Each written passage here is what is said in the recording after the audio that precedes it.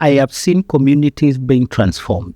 I've seen people who did not have a source of livelihood becoming independent.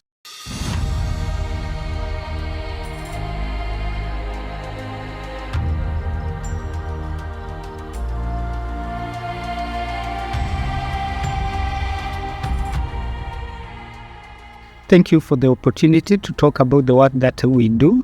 My name is Nzioka. I work for USADF as the Director of Program Operations for Africa. When you look at the USADF co-programming, it's funded by Congress.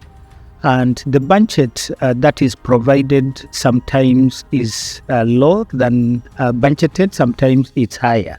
USADF determined that it was necessary to start engaging in strategic partnerships, leveraging additional financing to add on what is provided by the US government. These strategic partnerships are either with the host governments or with the private sector, both in Africa and in the US.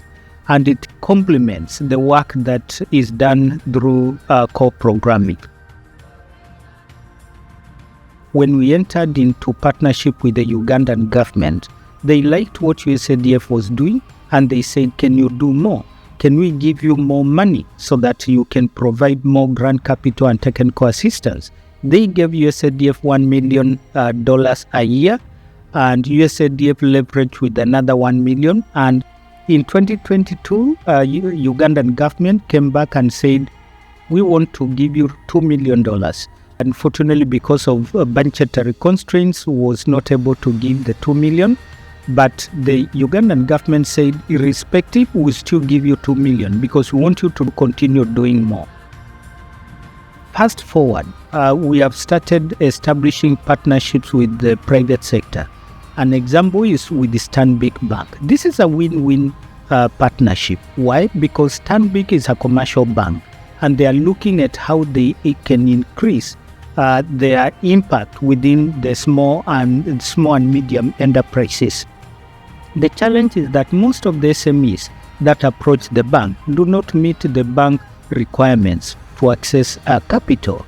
The partnership between USADF and Stanbic is made to help SMEs become investment ready. And therefore, Stanbic gave USADF $1 million per year in Kenya. USADF leveraged with another $1 million. So we are able to give up to 40 SMEs grant capital to prepare them to be investment ready. This is a success because we are transitioning SMEs from dependent on grant capital to going to the market to access investment. Another example is the work that we are doing with the DFC, another agency of the US government. And this is blended finance. USADF believes from the experience that we have over 40 years is that SMEs cannot continue depending on grant capital. Therefore, we entered into this partnership so that SMEs that have previously received funding from USADF can then transition to accessing commercial investment. A final example that I can give is the work that we are doing with the Emsley Charitable Trust. Emsley Charitable Trust has been funding and supporting communities that are faced with non-communicable diseases in Malawi. But they realized that health support alone is not adequate because people who had NCDs, although they were receiving medical support, they still were struggling. They were still in poverty. They didn't have money to even go for health services, to pay for their transport.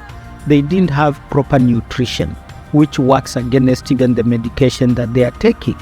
So we went to Emsley Charitable Trust and we said, USADF has been working with the communities to empower them to address issues of food security, nutrition security, and income security. So we came together, they gave us $4.5 million, and through that funding, we have been able to mobilize 14 communities in Malawi, where we are now providing them with the tools and resources that they need to generate income.